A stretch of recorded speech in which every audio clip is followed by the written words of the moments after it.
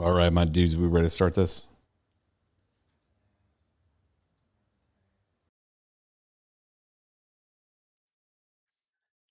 Let's get into this.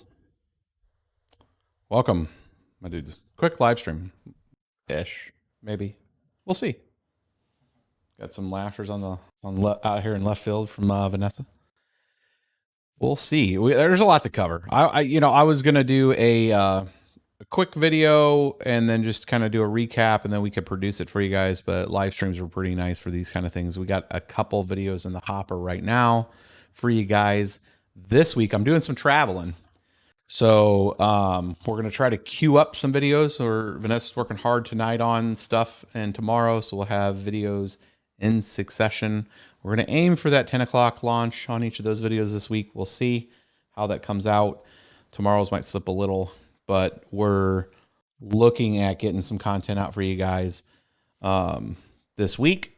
And we're going to cover some of the things that are going on that I'm tracking right now in the news related to cryptocurrency that could have, some level of impact. I don't know. Like, it's do your own research type of thing. However, just things that I look at that are signal and noise, and things that could have a genuine impact I'd like to bring to you guys when I see it.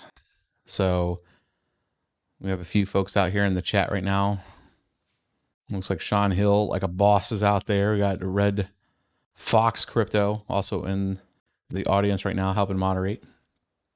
A couple of really good things coming out for you guys this week too. So we're going to do a tools video. We're doing that right now. All the tools that we use, all the different types of supplies running a mine. You guys will see that this week.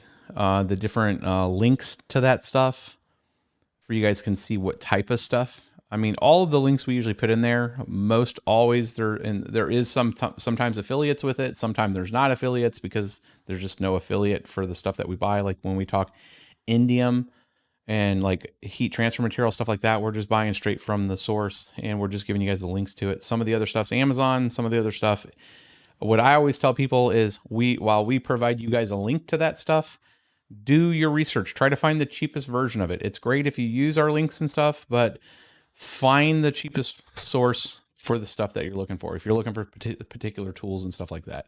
So just you're launching off of our links, and anytime you're picking up anything, the same way I like to do when I like to go out and purchase stuff, I like taking care of the other fellow channels. I'll go out to their videos. I'll do some YouTube searching and I'll see if somebody's covered this, and then I'll click on their link because I like paying it forward to them. They've done the time to research a tool or a graphics card or something for you guys that may help you in your decision.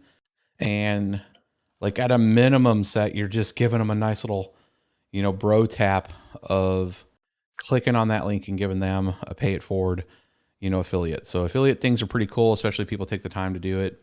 Some sponsored content and stuff as such, but do your research around stuff and make sure you're taking care of your fellow, people that are making contributions out there. And that's my kind of PSA for people out there that try to get their YouTube channel going, and that revenue does help those channels and all of us in some way. So RVL, I roll. There you go. A fork of a fork. Ravencoin Light, is that what you guys are looking at? Yeah, I don't know. I don't know anything about it. I don't. People have asked. I've had more spam about Ravencoin Light lately.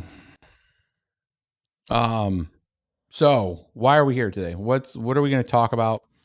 One of the top things I want to get into today is there was a video. It hasn't been shared that much. It's a CNBC video, and it has to do with Biden administration possibly sending out some cryptocurrency ransomware direction. And if that's going to come out, I mean, they use the word ban, but folks, like, that's usually to get people to click on it.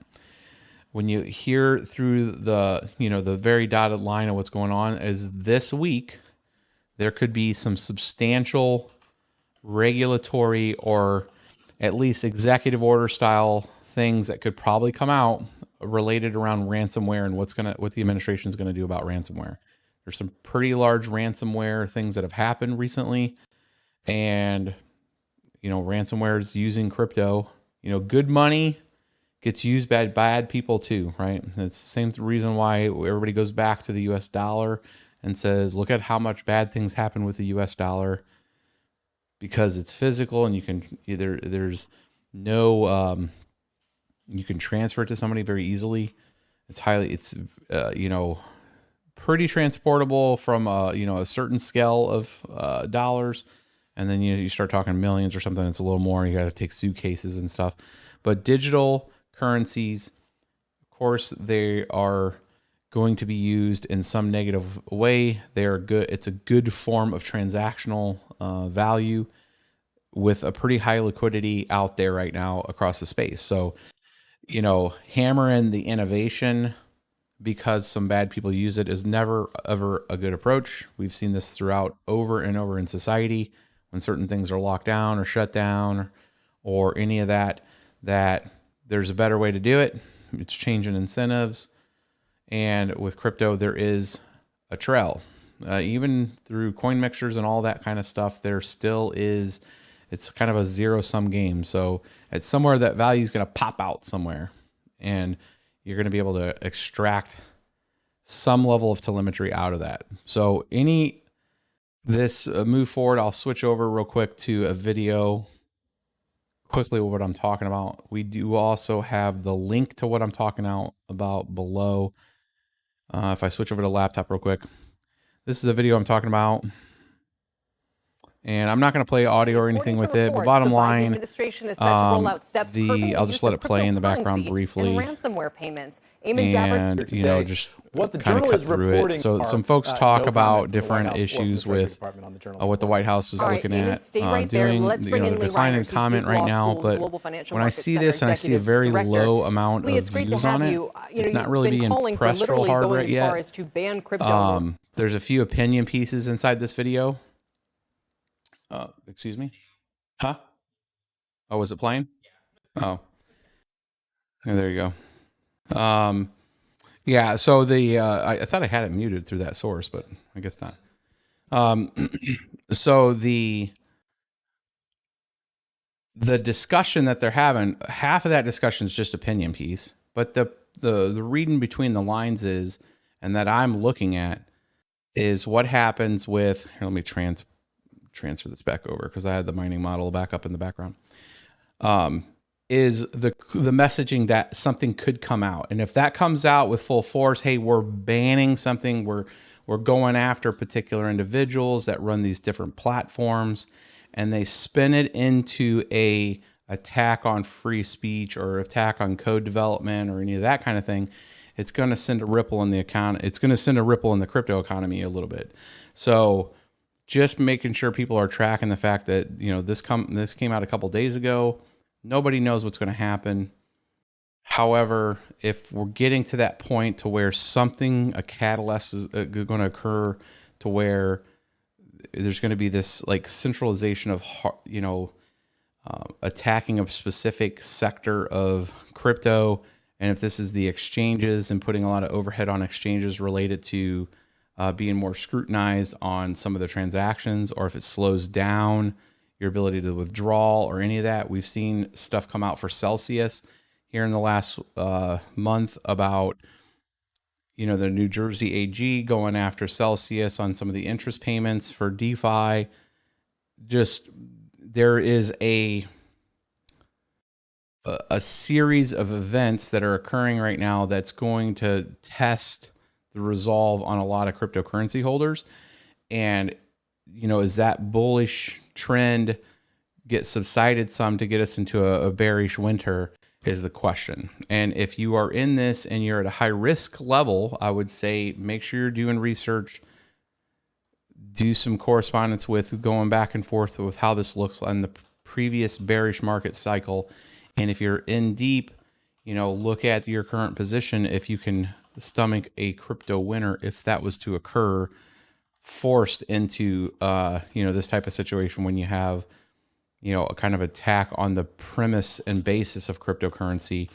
I mean, some of the feedback on that video, excuse me, was related to, like not even, I mean, the individual on there from Duke, a lawyer on there was like, I don't even know what cryptocurrency is used for. It just makes people get rich. Like, man, like, why are they giving you airtime if the subject of the discussion and you have no idea what it is?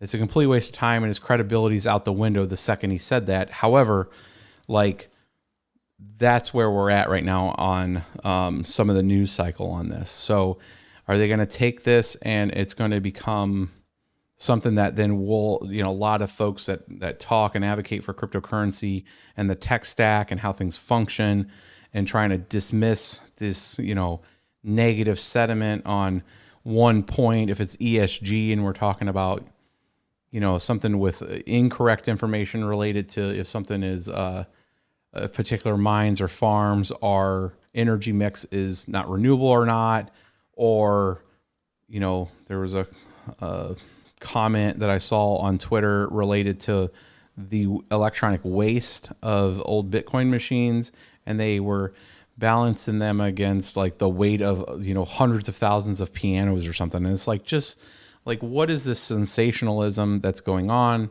related to the media on this? Just get straight to the point. What's the real crust of the issues here, and why Bitcoin is having this kind of negative connotation out there? And it makes you really think of the structures that are going on in the upper media, conglomerates of the messaging and how that messaging gets translated into these just insanely crazy stories and comparisons that make no sense at all. Like, some of it's very laughable, but collectively it does create a market sentiment that could start pushing something into a bearish trend, even when there's a lot of positive developments occurring. And we're seeing great innovation in the space.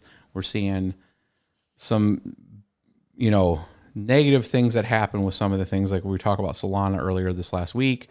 If we talk about, schedules slipping for other things that also impact it, but are not being as glorified as a negative thing. What is that? Gilo, what is that? J. Ella says POW FUD is the worst. And FUD being fear, uncertainty, and doubt for anybody on the chat that doesn't understand what FUD is. Yeah, so there's a lot going on there, a lot to unpack when it comes to what are the next steps on something like that. I think it's pays anybody within the space, especially if it's the companies that are related to any kind of ransomware activity, that sorts of things, to come out and say their piece on, the effects on this. They are negatively affected just like anybody else in the crypto space. If there's huge downturns in this space, or the sentiment gets to where this stuff is just not worth the effort because they feel that there's just too much overhead to interact with it. And what I mean by that is, like, the retail customer comes in and goes, wait a minute here, that this is supposed to be better than the traditional banking system. However, if it takes me X amount of time to come in and out of an exchange, get liquidity and all that, because now I have to go through all the same hoops, then it's not better. When in reality, the technical stack is more than better across the board, because you don't have to have all that extra overhead that you have to have with the traditional banking system. So that's part of the, the risk and the discussion that we're having with this kind of stuff, And typically I don't like to get into like a loop of like, opinions of media and all this other stuff, but I'm seeing a trend right now in the media with really stretching for certain activities and targets. What's going on? Oh.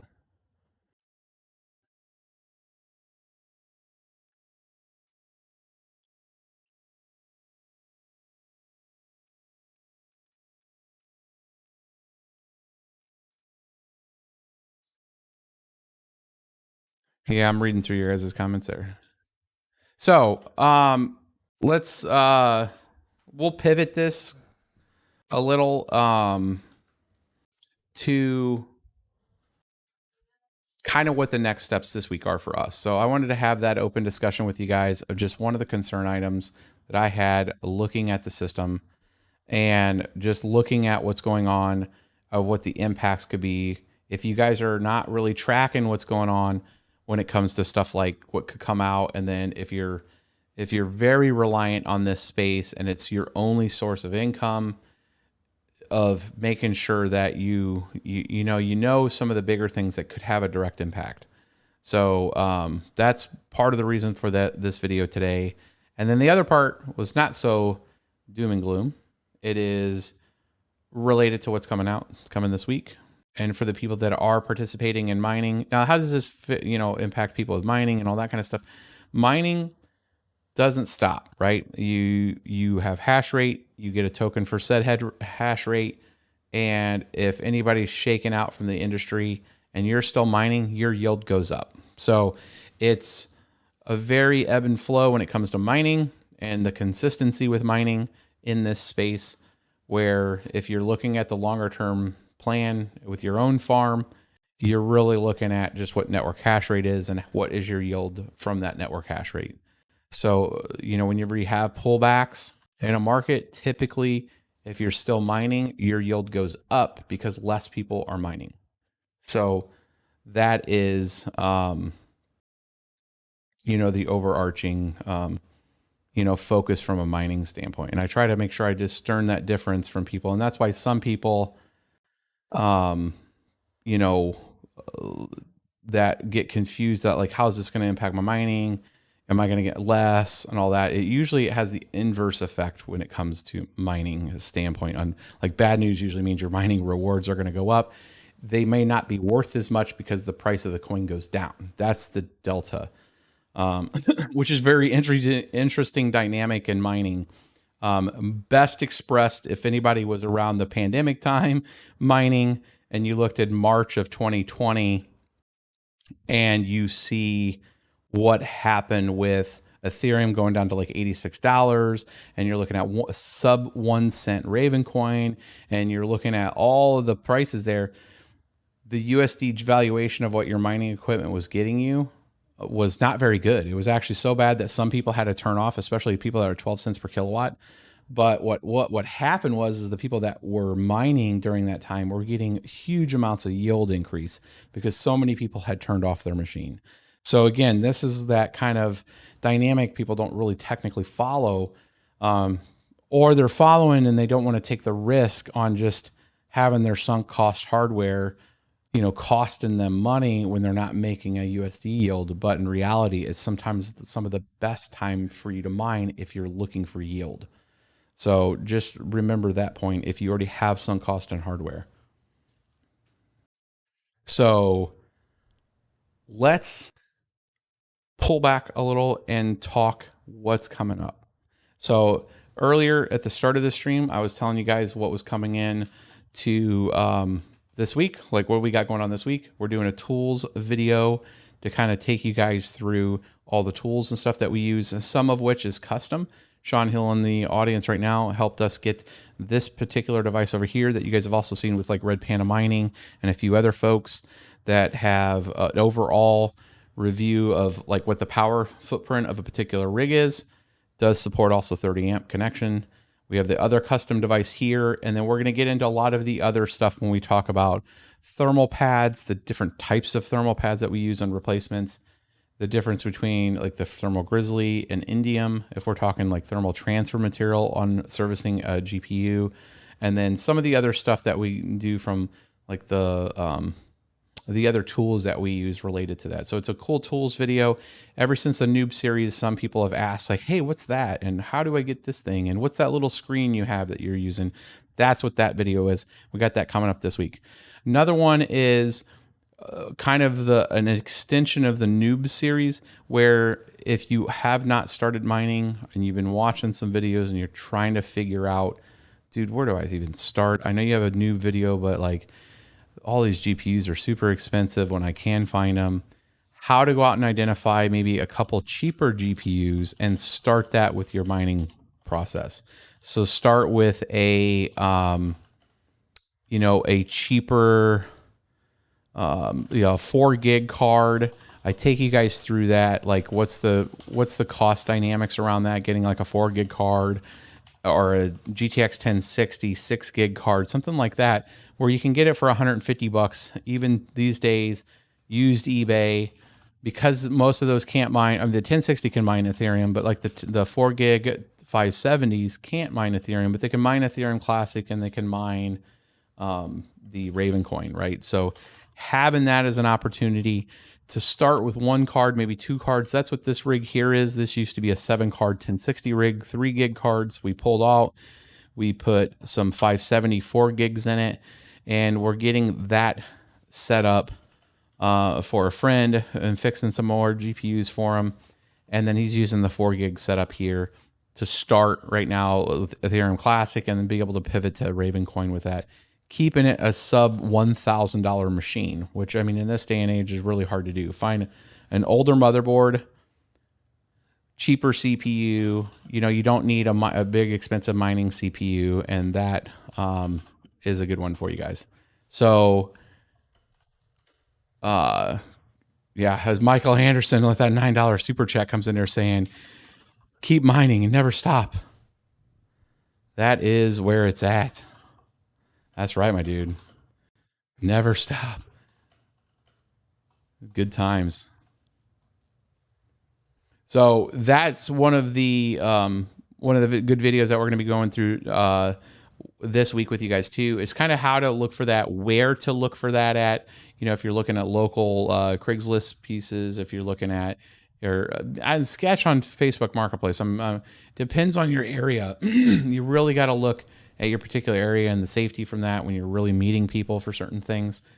It's always good to use something that you can have some kind of either escrow service or use eBay or something that you can get some kind of a good deal on there. But hard forums is another really good one. Anadec forums, places where you can get some of those 4 gig GPUs that people don't know what to do with. Make that as part of your initial rig startup and keep your costs low. Remember, you can always reuse your power supply and your motherboard for a higher end card as you get and you ramp up. So it just gets you used to it without the huge cost. What I don't want to see is people going out there and spending very expensive GPUs and then they get disenchanted because one, they're having technical issue, or it's just not giving the rate of return that they think that they were going to get because they didn't understand the initial parts of mining. And now you have all this, you have like $4,000 in hardware and you're like, I'm mad. And that's not good. You should start with a crawl, walk, run strategy there. That video gets you there. Another follow-up is finally getting an update to the multi-miner. So doing a multi-miner update for you guys of where things sit on an Ethereum post 2.0. So doing another look at the current network dynamic, because some of the things have shifted. We've seen Ergo really come up in price. We've seen Firo getting ready for its ProgPow conversion, which is going to be an algorithm change for it. So what does that look like? What's that look like in like December timeframe? What's it look like for a March timeframe when it comes to profitability? From where does the coin's price need to be versus network difficulty? An update to at least one sheet within that mining model. That is what one of those videos will go through and kind of give everybody an update to kind of see where things are at in the stack. Ethereum's still tracking right now at about 86% of all of the potential GPU hash rate. And again, anybody that has not tracked any of the technical details, whenever I talk to the mining model, when I say we can visually see what the networks look like, right? So if we see Ethereum setting into 725 terahash, we see Ergo at 36 terahash, we see Raven coin setting at 9 terahash, we can deduce a certain assumption of a size of pie on GPUs. So if you have a transfer of 725 terahash from Ethereum to, let's say half of that's a ASICs, we can create a model of the shift between, 375 of those GPUs, 375 terahash, moving over to Ethereum Classic. We can know that that's a 1-to-1 transfer, meaning because Ethereum Classic and Ethereum roughly run in the same type of algorithm, the hashes are equal to each other. If you look at something like a portion of that hash rate moving over to Ravencoin, we can deduce that the average is about 60% of that hash rate, anywhere from 40 to 60% of the hash rate, because the algorithm is different and one hash to one hash is not equal. So doing that with that kind of calculation allows us to understand, okay, what's the potential network difficulty if some of that stuff moved over? What would the price have to be predicated on that change in network difficulty to uphold for a certain kilowatt per hour? I know it's a lot of figures, but if you play it back and listen to it a few times, it'll start to make sense. So we're trying to identify in that model, for the people that are looking for the bottom line up front, what's the network price? What's the Ravencoin price? What's the Ergo price? What's the Ethereum Classic price have to be to be able to absorb the Ethereum current hash rate at a certain fixed kilowatt average price point? So if that price point establishes the floor at 8 cents per kilowatt, then if you pay 11 cents per kilowatt, you're probably not going to be covering your cost. So that is the issue that we're talking about. So we want to make sure that you guys understand that and how to adjust for that. So that information is vital with regards to just tracking things and how to understand that, and it helps in the longer standpoint of where you can create your own predictive models from that, what makes sense for your particular setup.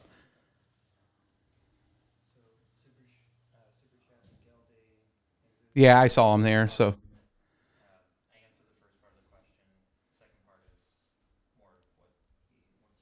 yeah, so Miguel, so Vanessa's bringing me, and Vanessa's on the typing, guys. So if you guys have any direct questions that she can answer, just make sure you direct them over there and ask, and we can see if Vanessa can answer quite a few of the questions there. But let's look at Miguel's super chat here. First, Ukraine, is it true that Ukraine legalized Bitcoin? I have 3 1660 supers. I don't want to pay more than $450. How would you advise to pay for them for the most? So 1660 supers at $450 is crazy price, right? Those things should be around 225 at most.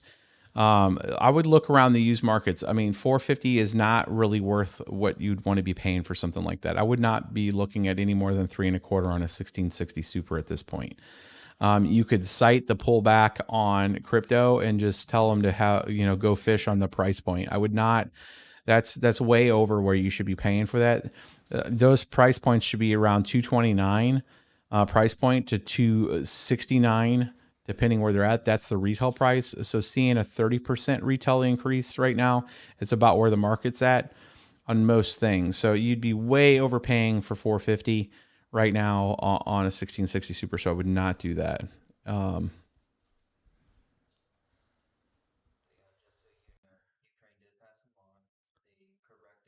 Yeah, I know. I know. So there's going to be a lot. So there's there's a few countries out there that have banned crypto and banned Bitcoin, and then they've came back and re-legalized it. Ukraine being one of them. It's news because people that couldn't, legally deal with Bitcoin, then it's very important because now you can actually start to establish, businesses and currency exchanges and that sort of thing within the country of Ukraine.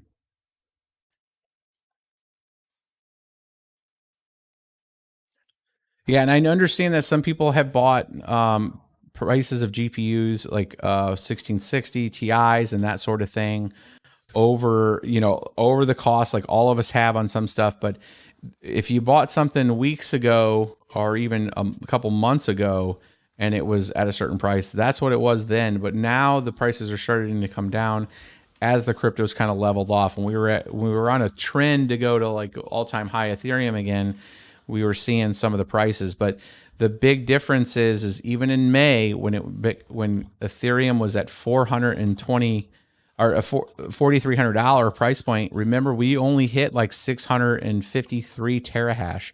So we are higher hash rate wise, which means lower yields at almost a $700 less price. So people that are wondering from a is this worth it right now? Why are your yields lower right now from what you're getting on Ethereum comparable to like something like May? Is purely from that. The network hash rate's higher than it was in May by almost 10, 12%.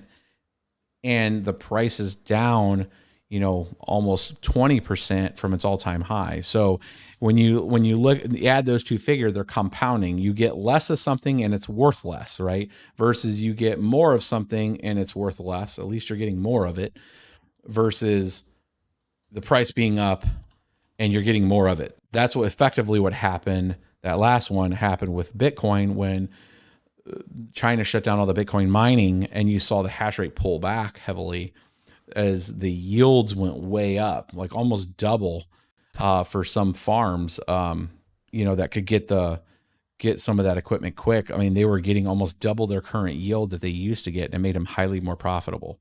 So those are your two trigger points in mining: is what your yield is of what your equipment's being able to output to you, and then what your profitability is. But most people just look at what the price per your output is, price per hash at a current moment in time. I always, always, always look at what our yield is, because if you have a strategy to where you're holding a lot of your crypto and you're paying for your power as you need to and you sell, then what you care about is yield, because at some point in time, as crypto market cycles go, that's where you're gaining your longer term gain there. We got a super chat there. Ubik EVM is discussing changing block time to 22 seconds, causing a 2 times overall miner reward, and also implementing 1559 with a base gas fee. Thoughts on Ubik? So I've always been a proponent of Ubik. I actually mine Ubik. We have actually one rig on Ubik right now. I have coins locked up in Shinobi right now, which is their version of like a DeFi system, earning TGE tokens. So it's like yield farming with TGE. And that, you got to look at Ubik as like an EVM type of setup. So like the Ethereum virtual machine, it's the same as like Ethereum. It has like a lot of the same structures. They have the chance to bring in any EIP that they want. Any other implementation of Ethereum that wants to pull in 1559, it isn't really necessarily for the gas fee burn. That will be a thing, but it will burn very limited amounts because there's not a huge amount of transaction volume on Ubik. However, they can inherit, when you would inherit 1559, 1559 was like a punch list release, right? There was the fact that it did burn stuff. That was like one thing of like 7 things that it did, right? So there's other gas fee estimations and stuff. Again, not a huge update for them as much, because they don't have like gas, the challenge on what that Ethereum was having, where people would be submitting transactions and getting an estimation gas fee, and then it actually executing or not executing. So on Ubik, it's just going to execute because the transaction queue isn't as full. So, if Ubik starts to get some kind of market penetration, it is on DeFi swaps, that are out there from Uniswap and all that, from wrapped Ubik. So it does have an ability to go to and fro when it comes to like Ethereum. There is some opportunity there, but increasing mining rewards is interesting because it's going to create an inflation increase. So I don't know if it's doing the opposite of what most do, right? It's creating more potential inflation of supply with not much burn. So it might be really good initially for yield. But if you don't see a huge amount you see a lot of holding from that, then you may have this kind of positive effect if Ubik gets any kind of price discovery, because then the miners really are the rewarders on that, where Ubik, was fair market launch. It doesn't have a whole bunch of large holders by comparison that Ethereum did the raise on. So, it is rewarding the network security providers. So I think that's pretty positive. We got a question from Twitch. Vanessa's going to give to me real quick.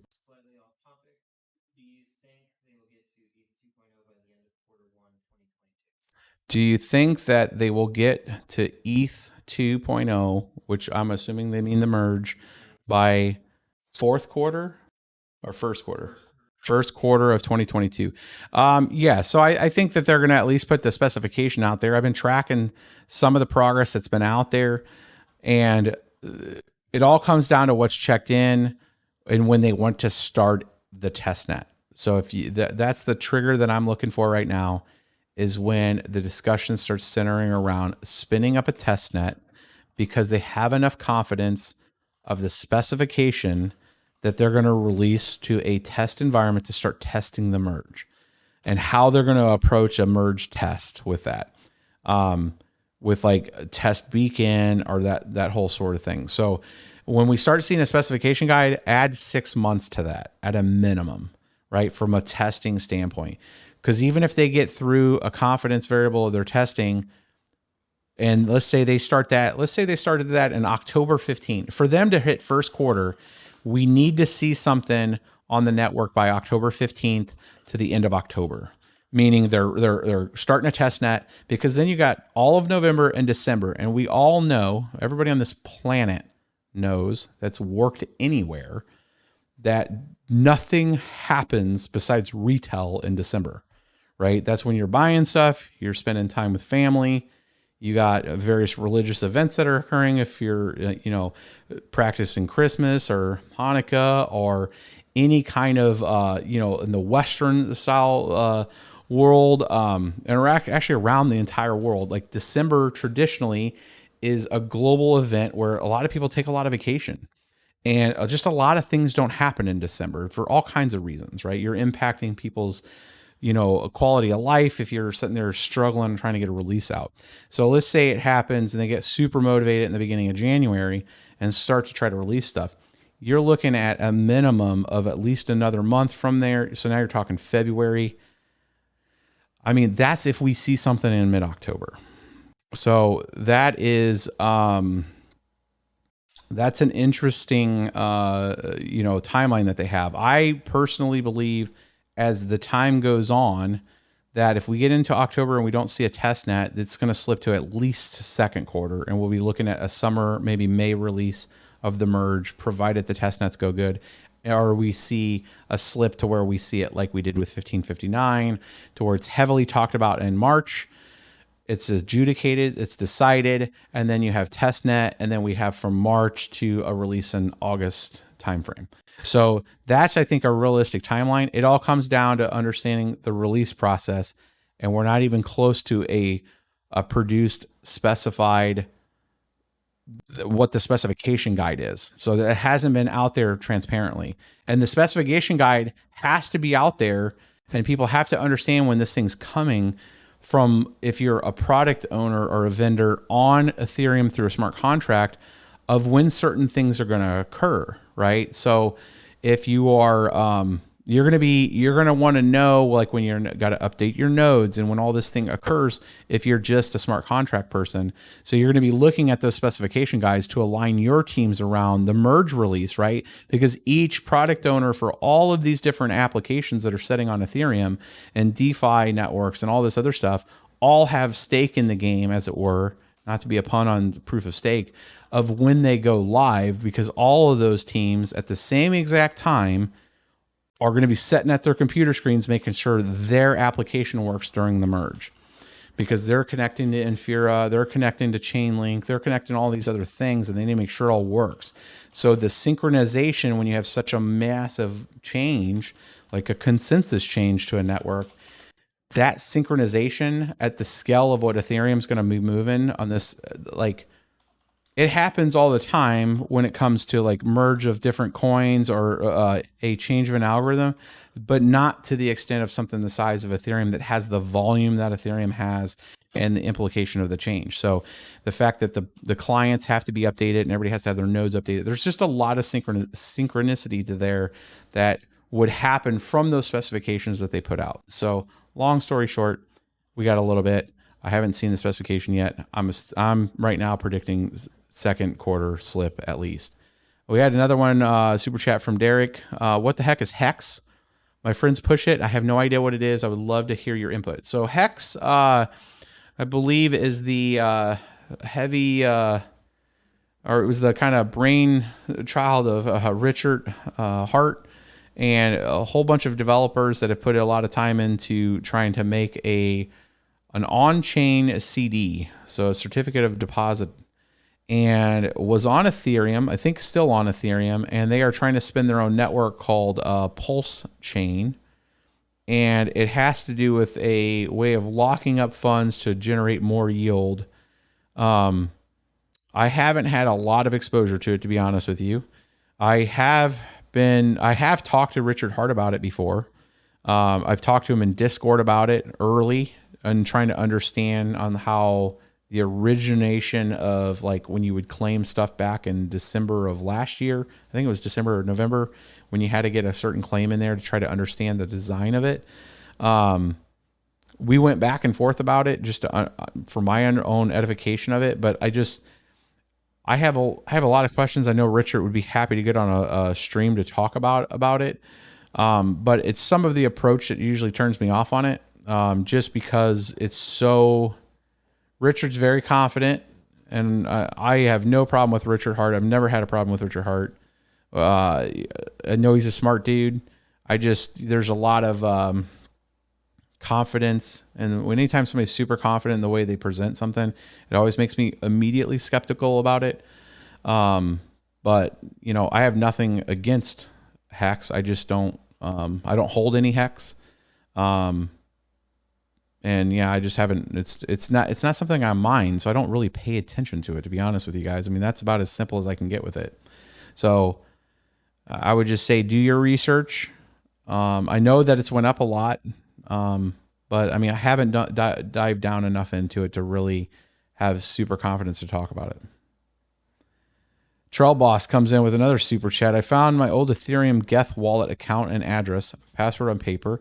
I will also need to find the hard drive that it was originally to recover it, or use the keys. No, so you don't need the hard drive. So the hard drive is just your data store. It's like it's like just in a symbolic link to the data at the time. So as long as you have your Geth wallet and the password on the paper, you could technically spin up a new Geth client and just paste your wallet over the wallet that it creates. That's one way to do it.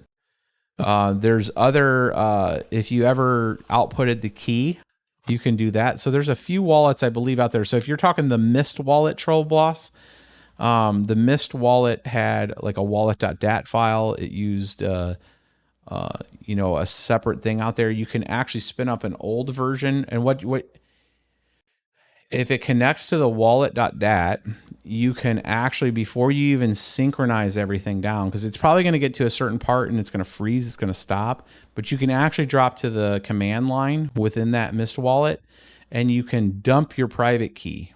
Now do this not around a whole bunch of people. Make sure you're, you know your surroundings and the computer that you're doing it on, you're comfortable with. But if you dump your private key, you can then sweep that private key into something like Exodus. So once you have your private key, you can import it into another wallet. You don't have to synchronize the whole blockchain or anything like that. You just need to be able to get the interface up. It's going to fail when it tries to synchronize. That's okay. You go into your developer tools and go to command line, and it's just going to bring you up a little window, and then you can type in there help space minus question mark, and that'll give you a list of commands, and in there is one called dump private key. And then once you get that private key, you can copy that, open up an Exodus wallet, and then import, clicking on the Ethereum wallet. There's 3 little dots to the side of an Ethereum wallet, and you could say sweep private key and then paste it in there. And then that will transfer those funds into something like Exodus, and then you're good to go. Well, hopefully that was enough information there. That might be a good video. We got 2 questions from Twitch. Yep. We're going to take a few more questions, guys, and then we're going to wrap this up. Hopefully you guys thought this was pretty good. What are your thoughts on a full pay per share pool as opposed to a pay per ins? What's the thoughts of a full pay per share pool versus a pay for ins pool. Yeah, PPINS. Yeah, PPINS. So you're looking at it all comes back down to how a share is distinguished versus what is if I'm remembering this correctly, just off the top of my head. One is how when a pool is operating to understand what it owes you, it is creating essentially a calculation of what a share is. So a share, when everybody, I'm going to give this is going to be a quick history lesson, and then I may get to the next question. But quick sidebar: pools. When you submit hashes to a pool, you are getting a block of work from a pool. It's called your work package. That has a certain level of difficulty. Everybody on any proof of work blockchain, if it's Bitcoin, if it's Ethereum, if it's Ethereum Classic, Ravencoin, it doesn't matter. What happens is a pool sends you a block of work. Think of it like a number line. We all had number lines in school, okay? 1 through 10. That pool will send you 1 through 3. And inside of that, your each GPU independently will run the same exact thing at the same exact time, searching a random piece of their work package. Okay, so they're going to be certain they're searching up and down that little micro number line to, a very high level of hashes between that, looking for the answer. Each single GPU will be doing this. That's why when you're watching your mining happening, you're getting a share count per GPU. The totality of those shares are submitted to the pool. The pool knows how complicated of a problem it sent you, and it is estimating based on what you sent back, your share count, roughly what your relative hash rate was to accomplish that work package completion. So there is a share count counter that takes all the sum of all those shares by a particular person on an account and takes the total of everybody and does a numerator and a denominator calculation to say you are 0.02% of that pool and you earn 0.2% of the payment reward minus our fee. So those shares mean things when it comes to the calculation of what you would get from the pool. There's different strategies on how to count the shares, and that's really what I think what that question is about. What's the way they're calculating? I went through that whole thing right there to say I don't think it matters. So it was a long way of saying I don't think it matters because I think both ways have been tried. I think I've done both ways before, or at least this what would be considered a full share count verse. It all comes back to like a tomato type of thing. There could be some variance in either one of them to the positive, but by and large, PPLNS is kind of the way to go. Hopefully that was not too confusing. I tried to break that down. We had a whole video a long time ago on pool share counts and stuff, and with number lines and all kinds of stuff. I'd love to do another little info one. The problem with doing like the education stuff is the education stuff like here works well on the live stream where there's 180 people watching. You guys are also asking great questions, and there's a lot of engagement back and forth on some of those things. When we create a video and we put a lot of time into that video and the production of that video, like the views are way low, like, cause it's like, oh, who cares about the education stuff? So I try to keep, I'm trying to figure a best way to approach this with you guys to where maybe at some point we'll get to a point to where we can throw up graphics for specific types of things that get regularly questioned and asked. And we can pull that up on the screen and show you guys like the number line thing and all that kind of thing. Cause I think it would be very cool to have an interactive graphic or something to explain some of that as I'm going through it for those particular points that are asked quite awesome, often. Yeah, we'll do one more and then I'll close with the montage video and we can kind of go through that. Oh, and I'm going to throw a little compass ad.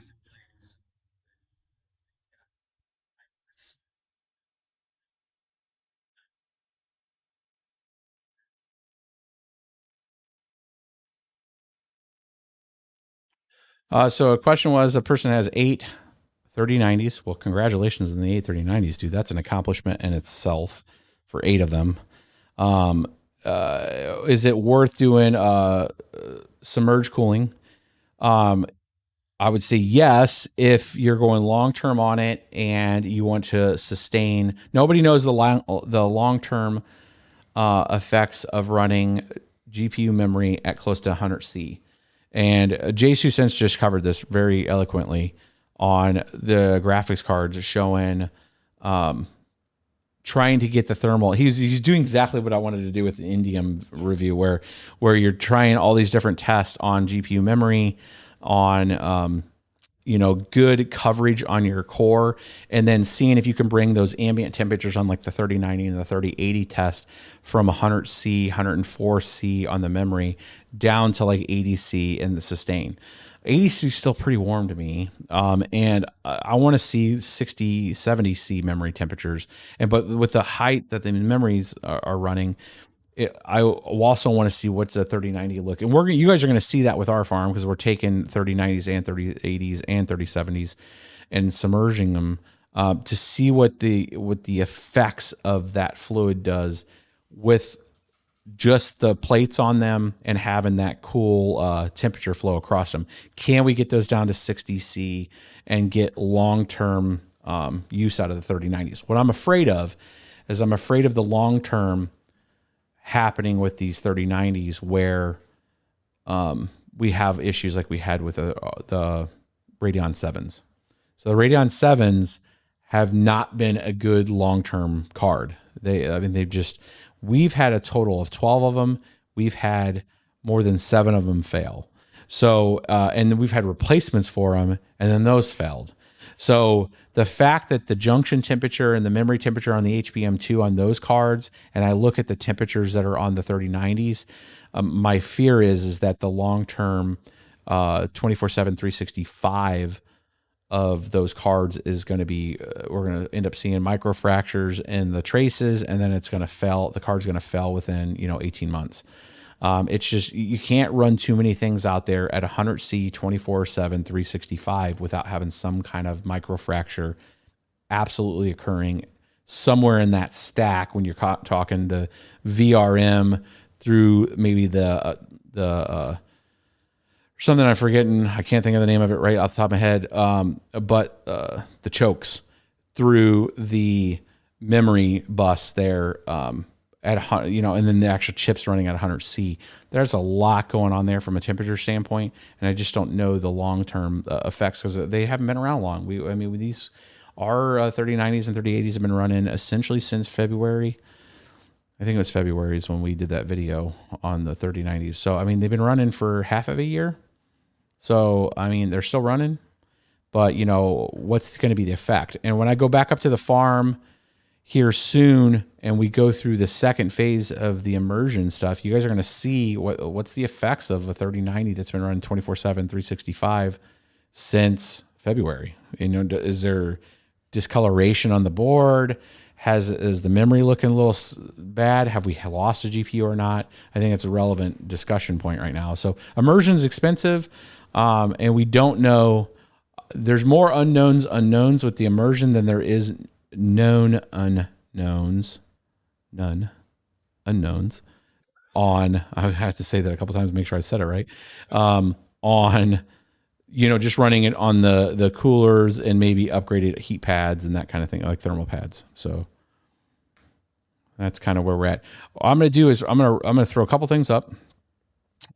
We're going to throw up a montage that if anybody that was able to watch the Compass Mining live stream, I was glad to have you guys. I think that thing only peaked at like 40 members.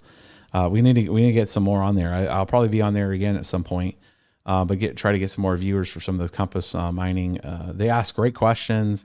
It was a really good review. If you guys want to see Seth and I out there, I highly recommend going out to Compass Mining's YouTube channel, seeing that, looking at that. That was a good interview.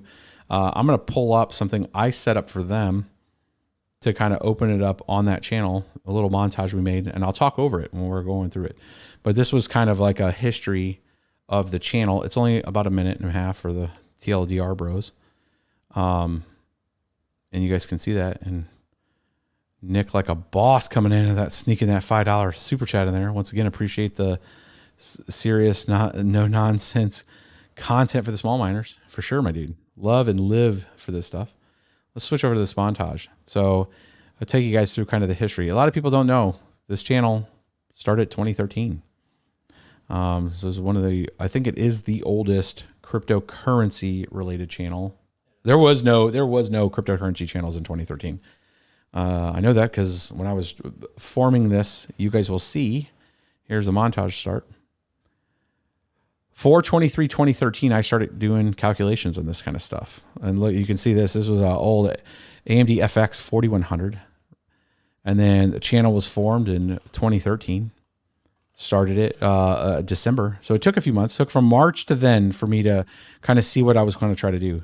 One of our very first videos here, we're teaching you guys how to build mining rigs, 6-card mining rigs. We had a nice little crew there in the beginning there too. Throwing some cool graphics and stuff. We're trying to get back to the graphic side of this stuff. Covered some ASICs early. Did some crazy builds. This was out of a Dell. This was a Dell computer just ripped apart and put into a tower thing there. Tried another ASIC one. That was a Titan. Look at the S3. Had some old S3 and S4s. This one, Bitmain actually started putting these things together like they were going to put them in homes. Look at this. It's got like a nice little black cover over there. It's got an LCD screen. Yeah, they were trying to aim for that, and then they realized that, we're just going to make these things look really boring and gray. Some pretty cool graphics there. There's the old world's first 12-card GPU mining rig with the dual GPUs from that. And then you guys have seen the farm. You know, that was the first 12 GPU mining card at the time with the dual GPUs. And then you guys have seen some of these. Just to recap, we wanted to show the mining farm moving to the immersion and getting the tanks out there and ready. So most of you guys have seen this if you're already watching the channel. But for the folks that weren't watching the Compass thing before, we wanted to give them a kind of exposure of what the journey is right now around putting all those GPUs, 2,500 GPUs in these different tanks. There's 2 of the tanks of a total of, we think there's going to be around 6 tanks when we're done. So it's 6 tanks, and it's going to really reduce the footprint of the farm to pretty much where all that gray painted floor is, essentially. It's going to reduce it significantly. So let's roll right into, I don't know where the other one went, but that's okay. Oh, here it is. A little quick ad roll. The company that my makes boys Bitcoin over at mining Compass, accessible for everyone. Wit, the world is paying those attention dudes, to Bitcoin miners trying to bring lately. you guys some Mining stuff. difficulty is So down and I have to throw in a profitability little is quick up. ad There's here at almost the end. never been a better time to be a miner. Getting started Top of with crypto, Compass they is say. easy. You just purchase a an machine, old-timer. pick a hosting facility, Old-timers. and let them do the work. So if you're ready to start mining Bitcoin today, head over You to guys got questions from Compass? compassmining.io. Always shoot me a message. I can get you guys in touch with folks over there. People that are like, you know what, dudes, I've done some mining and I want to have colo type of facility. I'm trying to talk them into getting a colo facility going for GPU mining. But it's going to be like another video where like Bit Capital Group where they were trying to find a ops person. They need to find the right person to run something like that. You need to be, I can't run that. I got way too much other stuff going on. But having somebody that can run a facility at a GPU thing is a lot more complex. Hunt 8 and a few of the other large entities actually have GPUs out there in their facilities and have huge ops managers, and they have a couple different applied approaches there. Michael Anderson coming in with another super chat like a boss, my dude. You got me started years ago and followed you the whole way. Learned most all of it from my channel. Never looked back.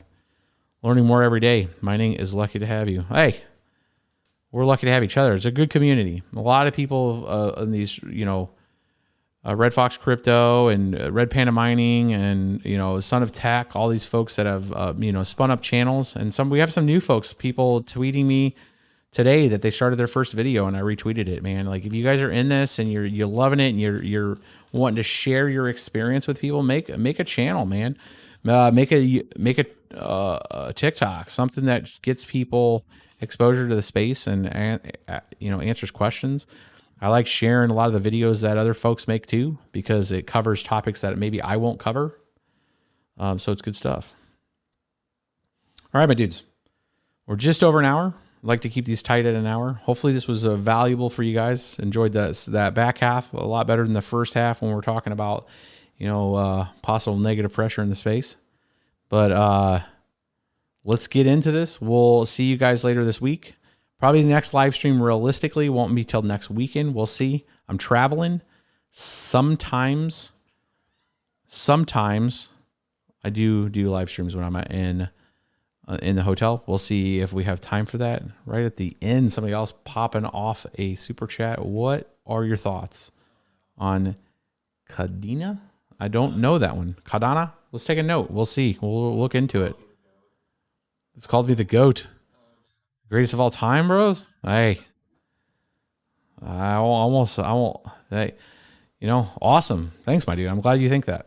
There's a lot of good folks out there. So I will catch you guys on the next one. Hopefully we'll be able to see you guys one more time live this week. Otherwise, there should be back-to-back videos each day. I'm trying to bring this content to you guys. So we'll catch you guys on the next one. On the next stream, we're going to send those folks. I'm going to show you, Vanessa, how to send the Twitch folks over a raid to another channel. We will do that on the next one. We're working on some of the Twitch stuff and getting some more emoticons out there. So I will catch you guys on the next